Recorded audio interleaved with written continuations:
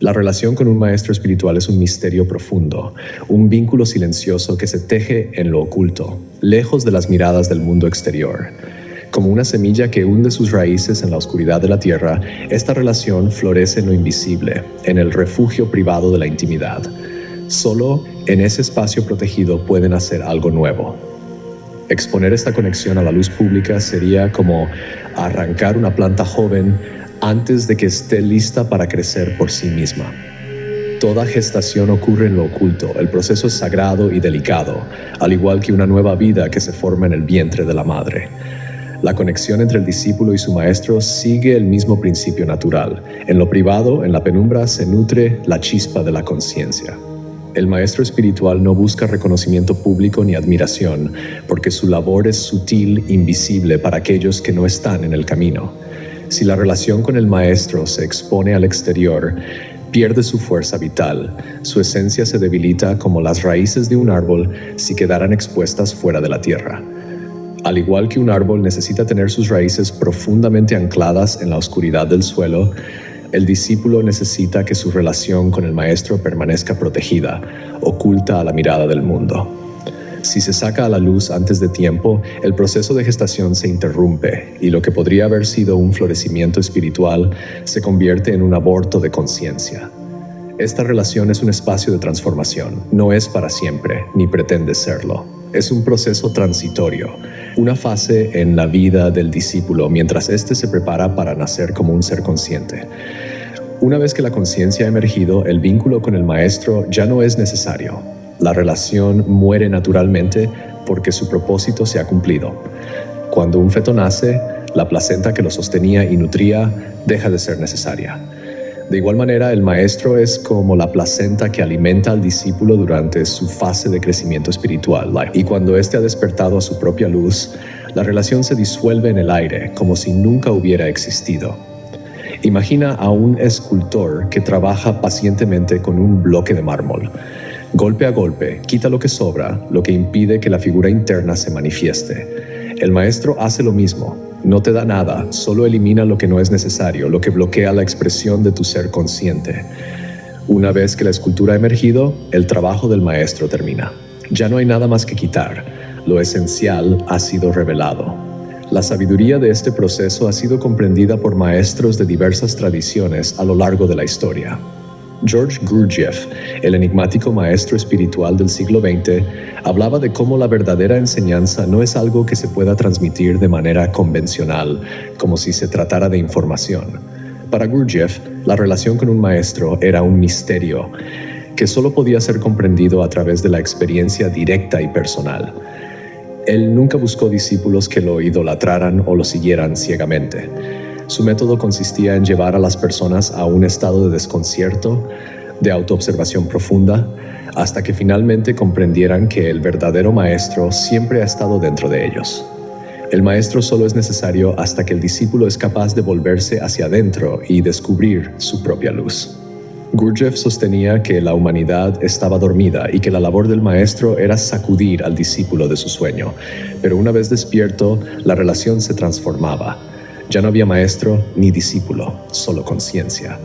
El mismo principio lo encontramos en la obra de Wilhelm Reich, un psicoterapeuta radical que, aunque se centró más en el cuerpo y la energía, entendía profundamente el proceso de transformación interna. Reich veía el crecimiento personal como una liberación de la energía vital bloqueada, una energía que al ser reprimida se manifestaba en tensiones corporales y en la neurosis. Su concepto del orgón como una forma de energía vital universal es una metáfora potente para comprender el papel del maestro en la vida del discípulo. El maestro, como Reich, no impone nada desde fuera, sino que ayuda a liberar lo que ya está dentro, lo que ha estado bloqueado o reprimido.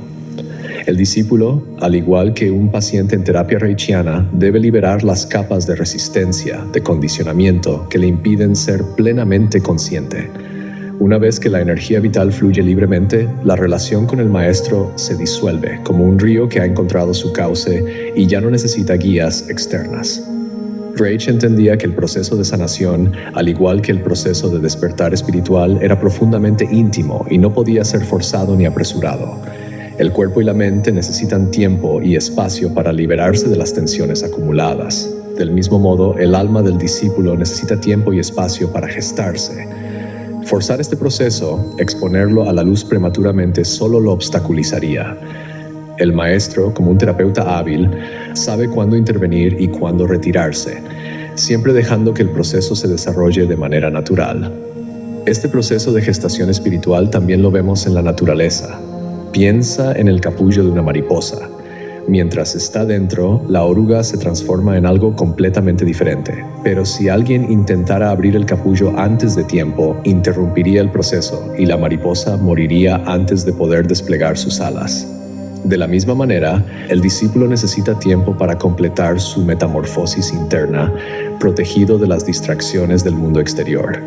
Solo cuando está listo, el capullo se abre naturalmente y la mariposa emerge en su plenitud. En ese momento, el maestro ya no es necesario, porque el discípulo ha encontrado su propia libertad. La relación maestro-discípulo es, por tanto, un puente, no es un fin en sí mismo. Cuando cruzamos el puente, dejamos de mirar hacia atrás. El discípulo que ha despertado se da cuenta de que siempre ha sido su propio maestro, que el verdadero aprendizaje no vino de afuera, sino de su propio proceso de autoexploración y autoobservación. El maestro fue simplemente un espejo, un recordatorio, pero la conciencia que ha nacido es única y completamente suya. A lo largo de la historia encontramos numerosos ejemplos de este proceso de liberación y emancipación. Las antiguas tradiciones de iniciación en las escuelas de misterios, tanto en Egipto como en Grecia, reflejan esta misma dinámica.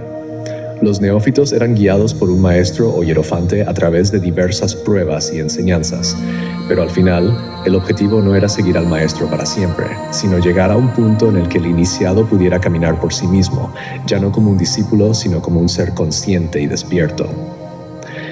En la vida moderna, también podemos observar este ciclo de dependencia y emancipación en diferentes ámbitos. Piensa en el vínculo entre un estudiante y un profesor. Al principio, el estudiante depende del conocimiento y la orientación del profesor, pero a medida que avanza en su propio entendimiento, llega un momento en que el profesor ya no es necesario. El estudiante ha absorbido lo que necesitaba y ahora es capaz de continuar su camino por su cuenta. La relación cambia y ya no hay una jerarquía, sino un reconocimiento mutuo de iguales. El ciclo es siempre el mismo. Comienza con una dependencia natural necesaria para el crecimiento, pero termina con la emancipación y la autonomía. En el ámbito espiritual, este proceso es aún más profundo, porque implica la disolución de la dualidad misma. Al principio, el discípulo ve al maestro como algo separado, algo externo a él.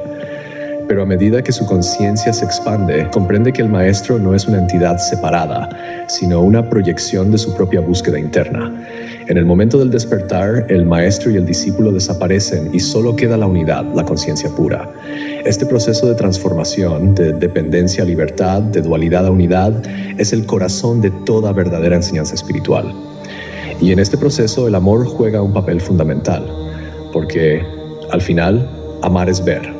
Ver más allá de las apariencias, más allá de las separaciones ilusorias que nos mantienen atrapados en la dualidad. Amar es ver que el maestro y el discípulo son uno, que la separación es solo un juego de sombras y que la conciencia unificada es la verdad subyacente. Amar es ver que, cuando despertamos, no hay nada que anunciar ni publicitar, porque la luz de la conciencia es suficiente en sí misma.